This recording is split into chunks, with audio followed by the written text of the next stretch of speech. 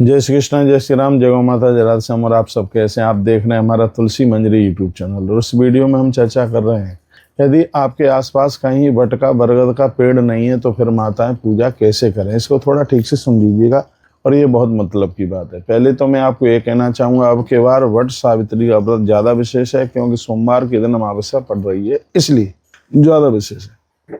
आपके आसपास यदि कोई बरगद का पेड़ नहीं है तो फिर इसमें आप क्या करें। तो मैंने बहुत बार बोला है कि अपने घर में आप गमले में पीपल के पेड़, बरगद के पेड़ लगाइए, जो कि बहुत ज़्यादा शुभ है। यदि आपके पास में आसपास कहीं वट वृक्ष नहीं है तो बाज़ार से आप बरगद का एक गमला खरीद के लेके आ जाइए, जो गमले में लगा हो, तो उसकी आप बैठ करके उसकी आप पूजा कर सकते हैं। पूजा की विधि अभी मैं आपको निवेदन करूँगा, आप सुनेंगे। मैं आपको कहना चाहूँगा, यदि बरगद का पेड़ भी नहीं है और गमला भी नहीं है तो फिर क्या करें। तो मैं कहूँगा, आसपास कहीं सहेली के घर में यदि कहीं बरगद के पेड़ का गमला है तो वहाँ से मिट्टी लेकर के आ जाइए, और मिट्टी के ऊपर ही आप सत्यवान, सावित्री और यमराज की प्रतिमा बना करके उसका पूजन करें, उसके सामने बैठ करके कथा सुने।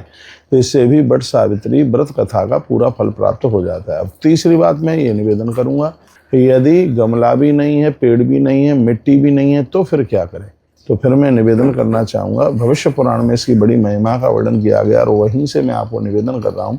फिर आप तुलसी माता के सानिध्य में बैठ करके इस व्रत कथा को आप सुनिएगा, क्योंकि सोमवती अमावस्या के दिन, वैश्वी अमावस्या के दिन तुलसी दर्शन की ही बहुत बड़ी महिमा है। तुलसी का प्रताप संताप को समाप्त करती है, तुलसी आयुष बढ़ाती है, उम्र बढ़ाती है। तुलसी की इतनी बड़ी महिमा है। सोमवती अमावस्या पड़ रही है और आपके घर में बरगद वगैरह आसपास कहीं बरगद नहीं है तो मैं फिर माताओं बहनों को कहना चाहूँगा, तुलसी माता के सानिध्य में आप कैलेंडर रख करके, जिसमें सत्यवान, सावित्री, यमराज की तस्वीर, फोटो बनी हुई हो, घी का दिया जला करके, और वहीं आप इस व्रत कथा को सुने। पिछले चैनल में मैंने इसके टाइमिंग्स बता दिए हैं। मैंने बता दिया है कि दोपहर में 12:15 बजे 26 तारीख को, और यह अमावस्या आरंभ हो रही है कि जो दूसरे दिन 27 तारीख को सुबह 8:30 बजे तक रहेगी। इसलिए अब के बार बट अमावस्या का व्रत है वो 26 तारीख को ही है। विजया मुहूर्त में इसको कीजिए, 12:15 बजे से लेकर के लगभग 1 बजे तक, आपकी 1:50 तक आपकी पूजा पूरी हो जाए, इतने टाइम तक विजया मुहूर्त है। तो इस मुहूर्त में आप यह व्रत कर सकते हैं।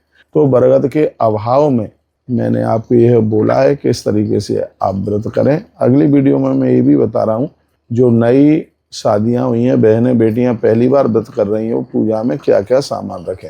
और ये सामान तो चाहे पुरानी व्रत करने वाली माता हैं, चाहे नई शादी हुई है पहली बार व्रत कर रही हैं वो बहनें माता हैं, यह सामग्री सबके लिए। बस एक बात की मेरी प्रार्थना है कि बरगद की डालियाँ तोड़ करके घर मत लेकर के आइए, यह बिल्कुल अपराध हो जाएगा।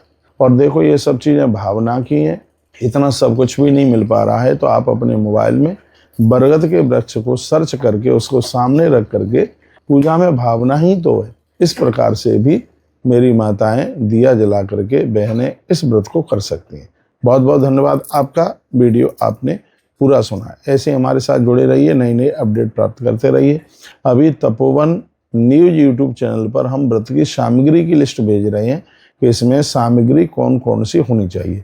फिर हम आचार्य कौशिक महाराज यूट्यूब चैनल पर पूरी व्रत कथा, पूजन की विधि, ये वीडियो आपको पहुंचाने वाले हैं। आप जरूर सुनिए। 2025 की वट सावित्री मेरी माताओं बहनों के लिए बहुत ज़्यादा शुभ हो। प्रभु चरणों में हमारी ऐसी प्रार्थना है।